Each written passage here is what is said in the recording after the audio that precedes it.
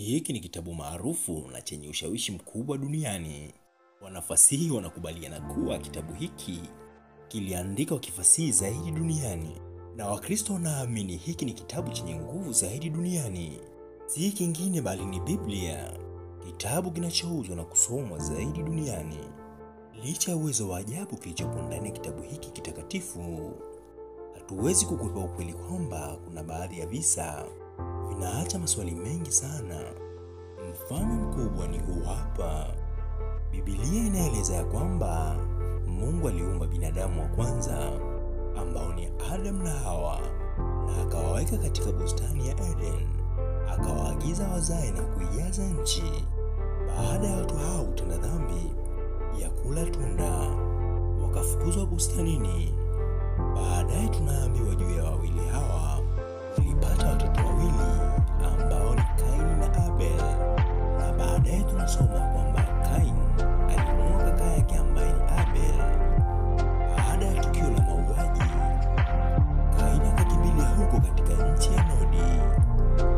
Kwa akili za kawaida tu, ilitakiwa dunia iwe na watu watatu, yaani Adam na Hawa pamoja na Kaini.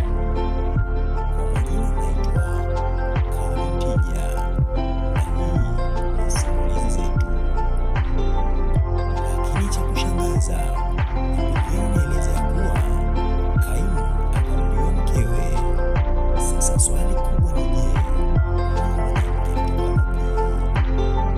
Biblia katika kitabu cha Mwanzo 4:16 hadi 25 inaeleza kuwa, na nukuu, Kaini akatoka mbele za uso wa Bwana, akakaa katika nchi ya Nodi, mbele ya bustani ya Eden. Kaini akamjua mkewe, naye akapata mimba, akamzaa Enoko, akajenga mji akauita Enoko, jina la mwanawe. Mwisho kunukuu. Mbele kidogo katika mlango huo huo, Biblia inaeleza ya kwamba, na nukuu, Adamu akamjua mke wake tena, akazaa mwanamume tena, akamwita jina lake Seti. Maana alisema, Mungu ameniwekea uzao mwingine tena mahala pa Abeli, kwa sababu Kaini alimuua. Seti naye akazaa mwana, akamwita jina lake Enoshi. Hapo ndipo watu walipoanza kuliitia jina lake Bwana. Mwisho wa kunukuu. Swali linakuja, Adam na Hawa waliumbwa wawili tu, lakini tunaambiwa kuwa Kaini akamjua mkewe, naye akamzalia mwana.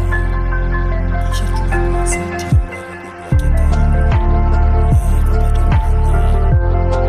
Swali linakuja, hawa watoto watafiti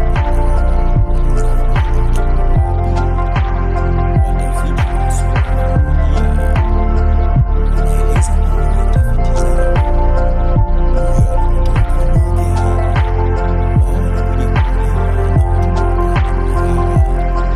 Licha ya nadharia wanaweza kuamini, sasa tutagusia nadharia mbili tu ambazo zinaelezea chimbuko la wanawake hawa ambao waliolewa na Kaini na Seti.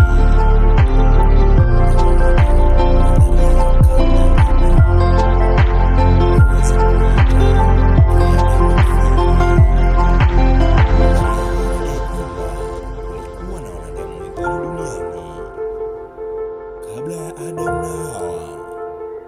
Hawa binadamu wengine hawakutajwa kwenye Biblia, lakini ni wazo lililoanzia mwaka 170 AD, ambapo kulikuwa na mabishano katika Mkristo aliyeitwa Theophilus of Antioch pamoja na mpagani wa Kimisri aliyeitwa Apollonius.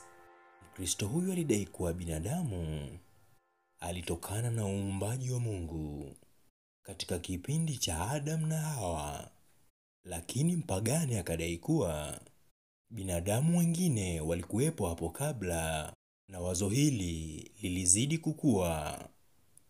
Hata leo kuna baadhi ya watu wanaoamini hilo. Inaaminika wanawake kutoka jamii hiyo ya wanadamu ambao waliozaa na Kaini na Seti.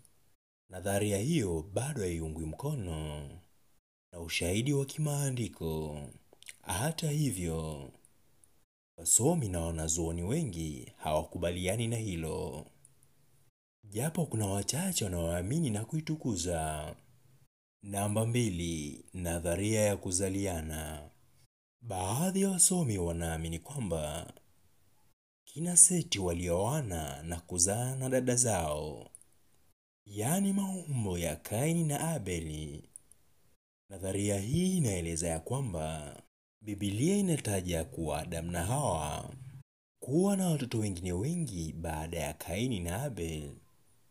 Hivyo inawezekana kwamba Kaini na Seti waliwaoa dada zao Adamu. Nadharia hii inaweza ikawa jibu sahihi ya swali letu, lakini wacha tuichambue zaidi. Mimi naitwa Calvin Tija na hii ni Simulizi Zetu. Tafadhali usiache kucomment, kulike na kushare. Na ikiwa ni mara yako ya kwanza kutembelea chaneli hii, tafadhali bonyeza alama ya kitufe chekundu kilichoandikwa neno subscribe, na kisha itatokea alama ya kengele, nayo utaibonyeza pia. Inaaminika ya kuwa baada ya Mungu kuumba Adamu na Hawa pale bustani ya Eden, hapakukuwa na andiko linalotaja kuwepo kwa binadamu wengine.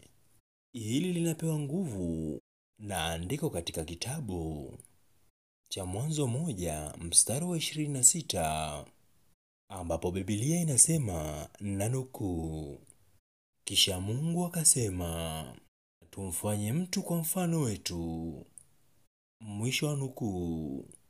Hii inaonyesha hapakuwa na mtu mwingine hapo kabla, lakini Hawa alipewa jina la Hawa kwa kuwa ni mama wa wote walio hai, kwa mujibu wa kitabu cha Mwanzo mlango wa 3 mstari wa 20.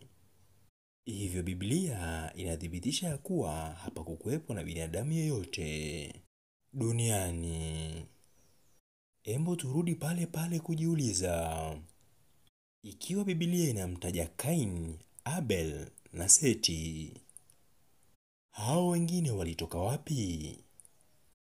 Biblia katika kitabu cha Mwanzo 5 mstari wa 4 hadi wa 5 inaeleza ya kuwa, nanukuu, siku za Adam baada ya kumzaa Seti zilikuwa ni miaka 800. Akazaa wana waume na wake. Siku zake Adam alizoishi ni 930, naye akafa, mwisho wa nukuu. Hivyo basi tunafikia hitimisho ya kuwa Adam alizaa watoto wengine wengi, tena wa kiume na wa kike, na hoja hii inafanya iaminike kuwa walijichukulia wake katikati ya familia yao. Kama umegundua, kila tunapojibu swali moja linakuja swali jingine, na mpaka hapa inawezekana ukawa umeshajiuliza, inawezekanaje haya yakatokea? Kwanza lazima tuelewe kuwa Biblia haituambii Kaini na Abeli walikuwa na umri gani wakati ule mauaji yanatokea. Tafadhali usipitwe na sehemu inayofuata.